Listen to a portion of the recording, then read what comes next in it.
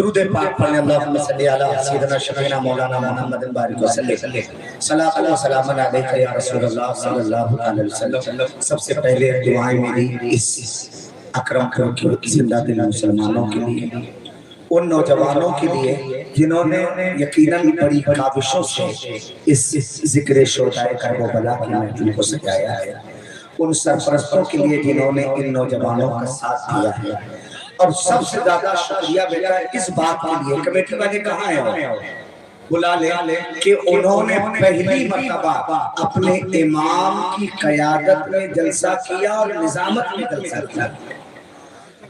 بہت یقیناً حضرات بیٹھ جائیں، اپنا ہار لا رہے ہیں، ارے کہاں ہارے ہارے اور ہارے جائیں، بیٹھ جائیں آپ سب ہمارے اپنے ہیں، کوئی ایسا آدمی اب نہیں رہ گیا جو ہمارا اپنا نہ ہو، باقی لوگ چلے گئے ہیں ماشاءاللہ، بیٹھ گئے بس دعا کرتے ہیں، اس سے زیادہ کچھ نہیں۔ بہت اچھا لگا ماشاءاللہ، میرے شیر امام صاحب آگے آ گیا، لیکن ذرا بھی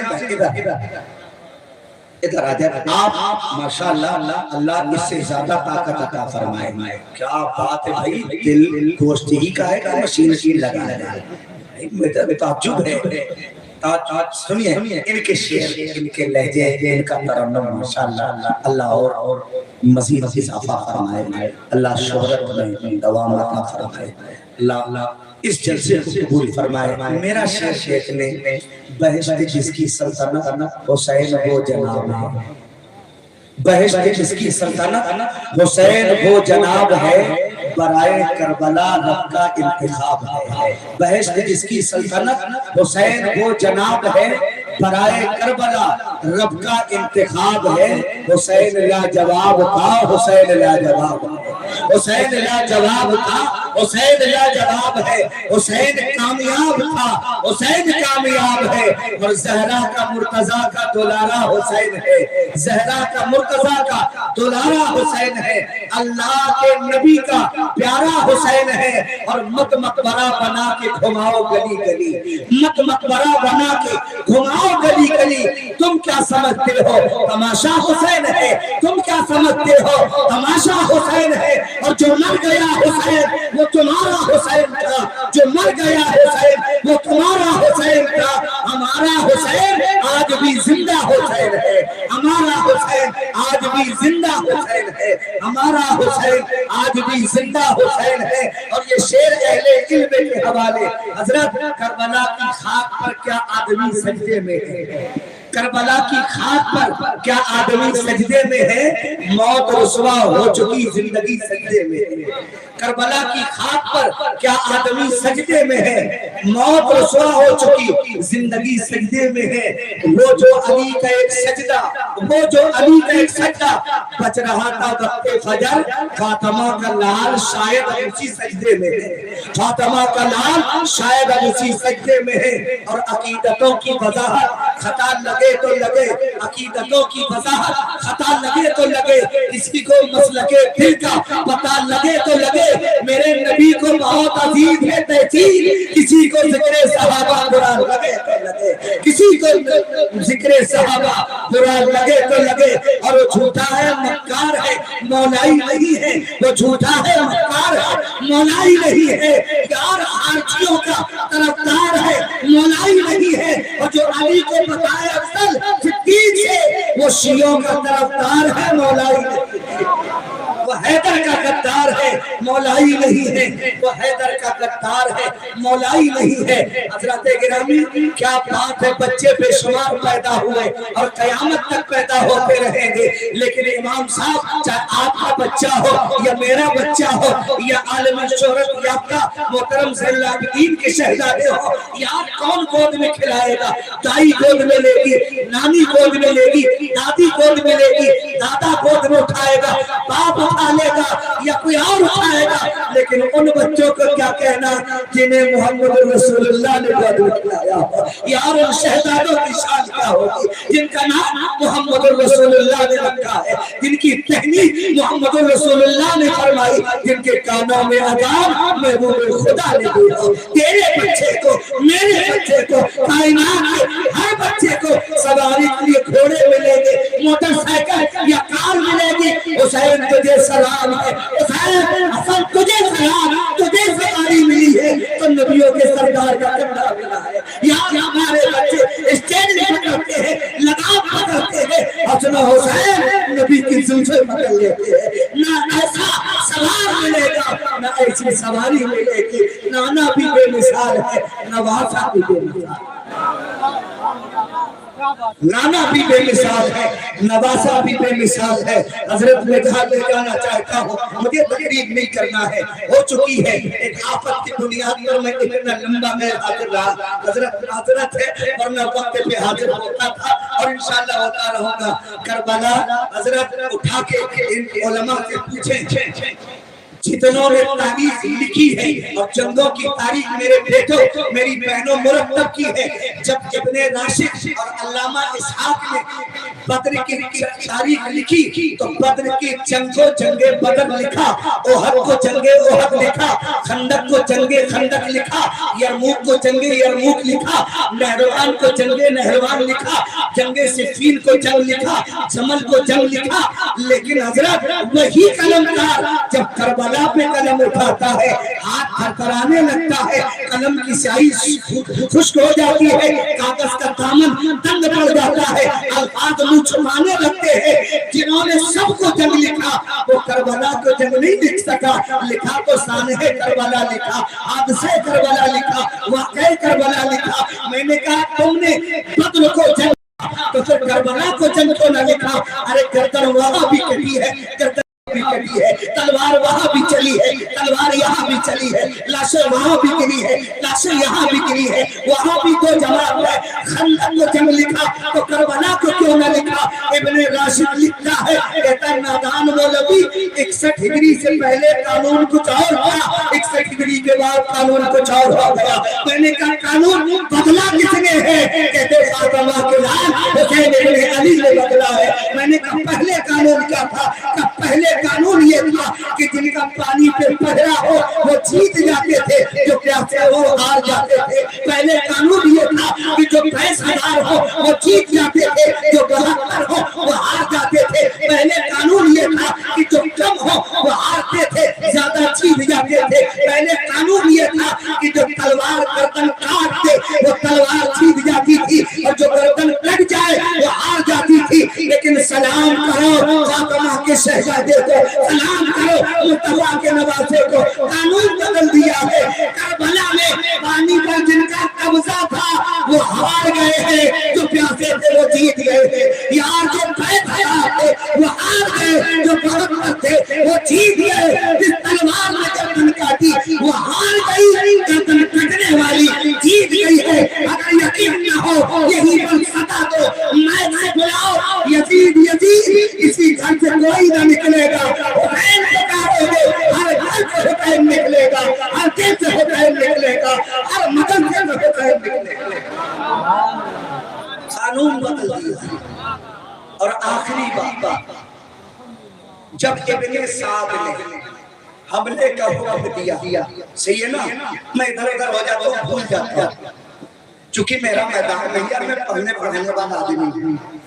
جب ابن سعد نے تیر چڑھایا اور گھوڑ سکھا گواہ رہنا سب سے پہلا تیر میں چلانا، اور ابھی حضرت نے گھوڑ کے ماتھے پہ پسینہ آتا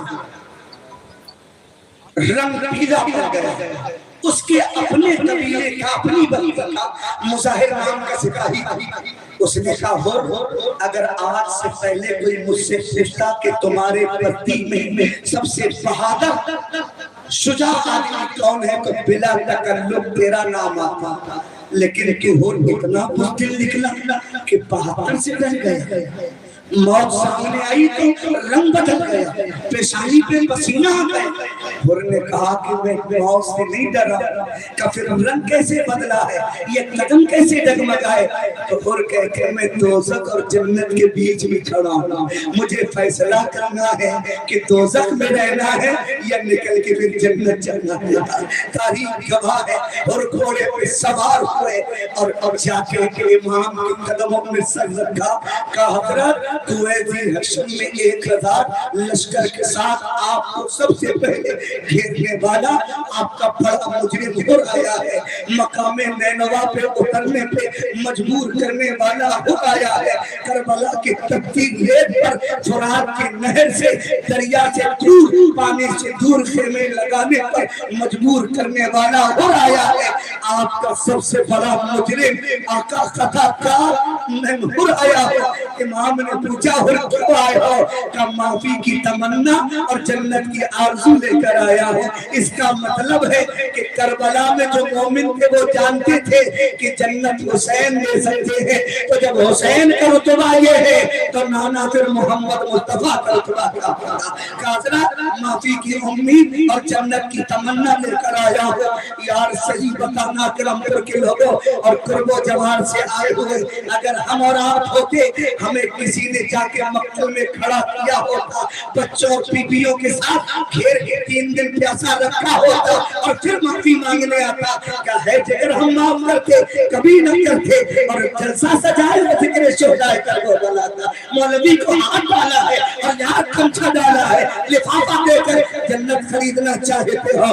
ہم نے صرف یار کربلا تھے، ہم نے حلوہ ملیدہ لنگر اور سبیل سیکھا ہے۔ جب ہم نے کہا معافی کی امید لے کر آیا ہو، حسین نے یہ نہیں کہا اب جب موت کے چنگل پہ لا کے کھڑا کیا ہم معافی مانگنے سے کیا فائدہ؟ آقا حسین کریم ابن کریم ہے یار، سخی ابن سخی ہے، شریف ابن شریف ہے۔ آقا حسین نے باہیں پھیلا دی اور کہا تجھے معاف بھی کرتا ہوں اور جنت میں لے جانے والا میرے نانا کا قانون نہیں، نانا کا نواتا حسین ہوگا۔ آقا تجھے جنت کیا ہے؟ ہم نے یہ ہمت مرد عورت سب بتانا یار، جو اپنے بھائیوں کو معاف نہ کر سکا، اپنے پڑوسی کو معاف نہ کر سکا، اپنے باپ کو معاف نہ کر سکا، اپنی بہنوں کو معاف نہ کر سکا، اپنی بیویوں کو معاف نہ کر سکا، اور تم سمجھتے ہو کہ مجھ جیسے ناکارہ مولوی کو انعام دے کر یہ ایک جلسہ سجا کر یہ سبیل پلا کر کامیاب ہو جائیں گے؟ اللہ کی قسم جو بھی عقیدت میں کیا جائے جائز ہو اس کا ثواب ملے گا، اجر ملے گا، لیکن کربلا میں لنگر بعد میں ہے، حسین کی معافی پہلے ہے یار، کتنا بعد میں ہے، سبیل بعد میں ہے، حسین کا کردار پہلے ہے یار۔ کہاں بیٹھے ہو؟ مسجد نبی میں حضرت ابو ہریرہ جنہوں نے 5000 حدیثیں نبی سے روایت کی، جب پڑھانے بیٹھے نبی کے مثال کے بعد تو کہا سنو میری بہنوں، کہا کھڑا ہو جائے، کہا کون کھڑا ہو جائے؟ کہا جس نے کسی کا رشتہ توڑا ہو یا توڑوایا ہو، کسی نے کسی سے لڑائی لڑی ہو یا لڑائی ہو، کسی نے بول چال بند کیا ہو یا کروایا ہو، وہ محفل میں کھڑا ہو جائے۔ اچھا کون کھڑا ہوگا؟ کوئی نہیں کھڑا ہوگا۔ پھر کہا جس نے رشتہ توڑا یا توڑوایا ہو، بول چال بند کیا ہو یا کروایا، کھڑا ہو جائے، کوئی نہیں کھڑا ہوگا۔ صحابی رسول ابو ہریرہ غصے میں کہا خدا کی قسم مصطفیٰ کا یہ غلام سبق ہی نہیں پڑھائے گا جب تک رشتہ توڑنے والا کھڑا نہ ہو جائے۔ ایک نوجوان بیٹا تمہاری عمر کا کھڑا ہو گیا، کہا حضور ہاں میرا بول چال بند ہے۔ کہا کس سے بند ہے؟ کہا میری بیٹی سے بول چال بند ہے، ابا کی بہن سے لڑائی ہے۔ ہاں ہماری لڑائیاں آج ہمارے پاپوں کی بہنوں سے ہے، برا نہ مانیے گا پھوپھیوں سے ہے، اس لیے کہ ساری خرابی تو باپ کی بہن میں ہے، ساری اچھائیاں اماں کی بہن میں ہے۔ ہے کوئی آدمی ایسا جس کی خالہ سے لڑائی ہو یار، جس کی موسی سے لڑائی ہو، پھوپھی سے لڑائی ہے یار، اس لیے کہ باپ کی بہن ہے۔ تمہاری ماں نے بتایا ہے کہ تمہاری پھوپھی نے یہ کیا تھا، تمہاری پھوپھی نے یہ کیا تھا، کبھی تمہاری ماں نے یہ نہیں بتایا ہے کہ بیٹا जिस मकान में तुम रहते हो इस मकान में सिर्फ तुम्हारे अब्बा का हिस्सा नहीं है, जिस खेत का अनाज तुम खाते हो इसमें सिर्फ तुम्हारा हिस्सा नहीं बल्कि तुम्हारी चुटी का भी हिस्सा लगता है। लेकिन चुपचाप पैदा होते चली गई। चुटी ने कहा था कि मुझे दौलत में हिस्सा नहीं, भाई के दिल में हिस्सा चाहिए यार, मोहब्बत में हिस्सा चाहिए। लेकिन हमने नहीं बताया है यार कहाँ चले जा रहे हो। और सबसे बड़े मुजरिम तुम्हारे बाप है जिन्होंने अपनी बीवियों की गुलामी तैयार कर ली है। और जो मर्द औरतों का गुलाम हो जाए, मर्द जिंदा हो और फैसला औरतें करें, तो नबी फरमाते हैं इज़ा जाअत उमूरुकुम इला निसाइकुम फबतनुल अर्दि खैरुल लकुम मिन ज़हरिहा। ए मेरी उम्मत के मर्दों सुनो, जब तुम जिंदा हो और शादी के फैसले औरतें करें, तारीख औरतें रखें, मंगनी की रस्म औरतें बताएं, बारात कफन औरतें बताएं, तो नबी कहते हैं फिर तुम्हें जिंदा रहने का हक नहीं है, जिंदा दफन हो जाना